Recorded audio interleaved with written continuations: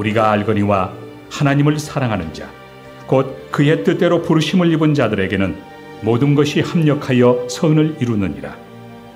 하나님이 미리 아신 자들을 또한 그 아들의 형상을 본받게 하기 위하여 미리 정하셨으니 이는 그로 많은 형제 중에서 맏아들이 되게 하려 하심이니라.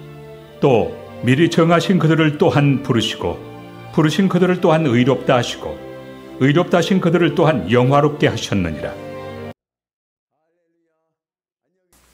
우리 성어 중에 전화위복이란 말이 있습니다.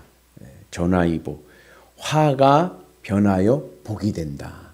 그래서 이 말이 현실을 살아가는 사람들에게 위로가 되는 것은 지금 막 고난 가운데 있어요. 어려운 가운데 있지만 이걸 잘 극복하면 나중에는 복이 되어서 온다. 그래서 화가 변하여 복이 된다. 전화위복. 현실을 살아가는 사람들에게 희망을 주는 그러한 성어입니다. 그런데 엄밀히 보면 신앙인에게는 적용이 되지를 않습니다. 신앙인의 삶에는 전화위복이 없는 거예요. 왜 없냐? 신앙인의 삶에는 화가 없기 때문에 그렇습니다.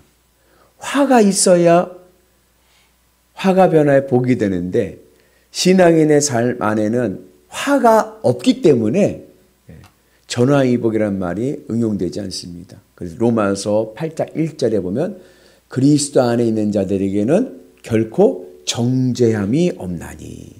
정죄함이 없다는 얘기는 뭐냐면 그리스도 안에 있는 자에게는 화가 없다. 그리스도 안에 있는 자들에게는요, 모든 것이 다 복이 될 줄로 믿습니다. 그러니까 어떠한 형편에 있어도 그리스도 예수 안에 있으면 그게 나에게는 복인 거예요. 우리가 그 은혜 가운데 있기를 축복합니다. 그리고 이 그리스도 안에 있는 자의 특징이 뭐냐면은 하나님을 사랑하는 자입니다. 오늘 말씀에 보면 하나님을 사랑하는 자. 하나님을 사랑하는 자가 바로 그리스도 안에 있는 자이고 그가 바로 화가 없고 복을 누리는 자입니다. 그리고 그리스도 안에 있는 자들이 바로 뭐예요? 합력하여 선을 이루는 거예요. 그 그리스도 안에 있는 자가 하나님을 사랑하는 자고 하나님을 사랑하는 자가 합력하여 선을 이룹니다. 여러분 하나님을 사랑하십니까? 나는 하나님을 사랑하고 있는가? 이걸 어떻게 아는가? 옆집 아들이 하버드 대학교에서 박사가 돼가지고 서울대학교 교수가 됐습니다. 그러면 어떤 마음이 들어요? 부럽죠. 그죠? 아유, 어떻게 옆집 그때 옛날 코올리게 그 녀석이 미국에 유학 가가지고 하버드대에서 박사를 하고 서울대 교수가 됐네? 부러워요. 그러나 기쁘지는 않습니다. 그죠? 그러나 그 옆집 어머니는 어때요? 기쁘죠. 내 아들이 박사가 되고 교수가 됐으니까 기쁘죠. 그러나 나는 부러울 수는 있지만 기쁘지는 않아. 왜 그럴까요? 나는 그 옆집 아들을 사랑하지 않기 때문에 그렇습니다. 그래서 내가 하나님을 사랑하는 자, 내가 하나님을 사랑하는가는 내가 무엇으로 기뻐하고 있는가를 보면 됩니다. 나는 무엇으로 기뻐하는가? 내가 주님으로 내 마음이 늘 기쁘다고 하면 나는 주님을 사랑하는 자입니다. 그는 그리스도 안에 있는 자고 그는 하나님을 사랑하는 자고 그리고 복 안에 있는 자입니다. 그런데 반대로 내가 돈으로 기쁘다. 그러면 나는 뭘 사랑하는 거예요? 나는 돈을 사랑하는 거예요. 나는 자녀로 기쁘다 하면 나는 자녀를 사랑하는 거고 나는 사업이 잘 되면 기쁘다? 그분은 사업을 사랑하는 거죠. 그러니까 내가 무엇을 기뻐하는가? 그것이 바로 내가 무엇을 사랑하는가를 알 수 있습니다. 그래서 그리스도 안에 있는 자가 하나님을 사랑하는 자이고 하나님을 사랑하는 자가 하나님으로 기뻐하는 자고 그가 바로 뭐요? 합력하여 선을 이루는 은혜가 있는 줄로 믿습니다.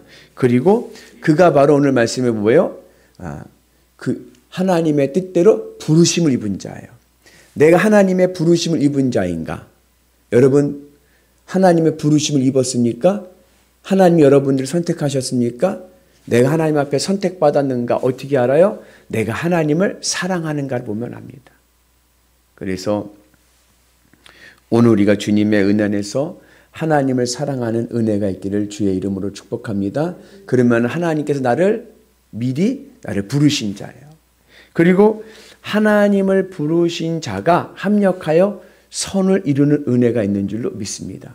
그럼 합력하여 선을 이룬다는 그 의미가 뭔가? 하나님이 미리 아신 자가 있어요. 하나님 미리 선택하신 자예요. 그가 하나님을 사랑하는 자인데 그는 왜 하나님께서 그를 미리 선택하셨는가? 왜 미리 부르셨는가? 그의 아들의 형상을 본받게 하기 위해서입니다. 예수님의 형상을 본받게 하기 위해서 우리를 부르신 거예요. 그리고 그가 바로 하나님을 사랑하는 자고 그가 하나님의 뜻을 따라가는 자입니다. 그리고 우리가 예수님의 형상을 본받게 하기 위해서 예수님을 우리의 맏아들이 되게 하셨다는 얘기는 우리 형제들 가운데 우리가 예수님을 믿어서 하나님의 자녀가 돼서 예수님의 우리가 같은 형제가 됐는데 그 중에서 예수님이 맏아들이 되신 것은 바로 뭐요? 우리가 예수님의 형상을 본받게 하기 위해서인 겁니다. 그래서 하나님을 사랑하는 자에게는 무엇이 나타나냐면 그의 삶에서 예수님이 이 땅에서 살아가셨던 삶의 모습이 나타납니다. 그리고 이것이 합력하여 선을 이루는 거예요. 그러니까 합력하여 선을 이룬다는 것은 내 삶에서 예수님의 삶이 나타나는 겁니다. 그게 바로 합력하여 선을 이루는 겁니다. 그러니까 우리는 아까 전화위복 얘기했잖아요. 합력하여 선을 이룬다 하면은 이렇게 이해할 때가 많아요. 지금 막 어려워. 근데 이 막 어렵고 복잡한 일들이 결국에는 다 잘 될 거야. 그럴 때 우리는 합력하여 선을 이룰 줄로 믿습니다. 그러지만 사실 로마서에서 말씀할 때 합력하여 선을 이룬다는 말씀은 하나님을 사랑하는 자는 예수님의 삶의 모습이 그에게서 나타난다는 거예요. 어떠한 형편에서도 예수님을 본받아서 예수님의 삶이 나타나는 삶, 그게 바로 뭐예요? 합력하여 선을 이루는 삶이 될 줄로 믿습니다. 왜냐하면 그리스도인의 삶에는 뭐예요? 늘 복인 거예요. 화가 없으니까. 그리스도 안에 있는 자에게는 정죄함이 없기 때문에 화가 없기 때문에 모든 게 복입니다. 어떠한 형편에 있어서도 그건 나에게 복인 거예요.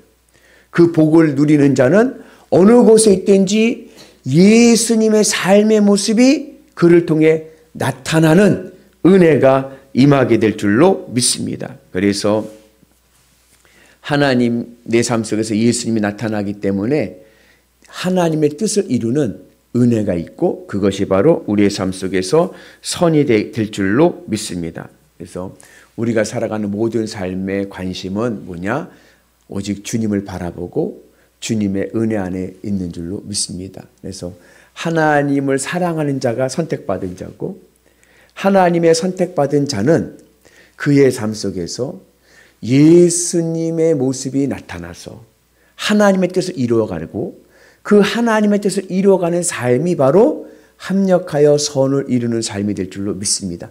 그 삶이 의롭다 하시는 거예요. 그 삶이 우리의 삶을 복되고 행복하게 하실 줄로 믿습니다. 그 은혜로 오늘도 승리하셔서 합력하여 선을 이루시는 늘 내 삶 속에서 나의 형이 되시는 예수님의 삶이 나타나시는 위대한 성도들 되시기를 주님의 이름으로 축복합니다.